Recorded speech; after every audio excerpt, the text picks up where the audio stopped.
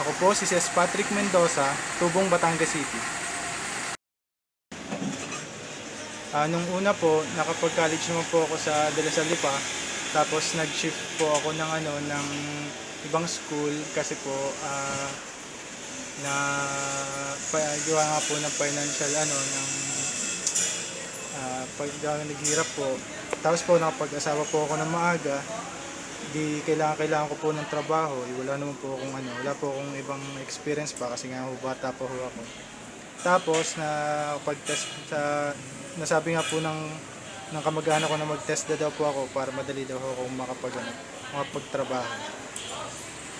Pumunta po ako sa RTC Calabarzon sa Batangas City. Nag-enroll po ako. Then natanggap naman po ako. Bali nagkaroon po ng magandang future na tumuwid po ang daan na aking tinatahak. Binago po ng TESDA ang buhay ko. Umpisa pa lang po nung napasok po ako sa TESDA sa Batangas. Kaya natuto ko pong pumasok ng maaga, bawal pumalit, magsuot po ng uniform ng ayos, naka proper ID. Tinuruan po nila akong napasok pa lang po ako po parang feeling ko ako professional na, parang gano'n, may tinapos na maganda. Tapos ngayon nga po, nandito ako sa trabaho ko ngayon, nagkaroon po ako ng disiplina sa sarili. Ayan, tsaka lalo na po sa naging professor. Siya po nagturo ng lahat na ito. Kung hindi po dahil sa kanya, wala po ako dito sa Nissan Lipa, Batangas.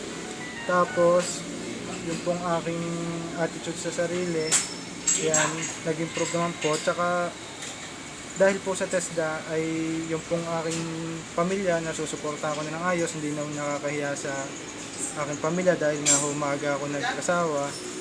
Ayan, kaya po napakalaking tulong ng TESDA ho sa akin.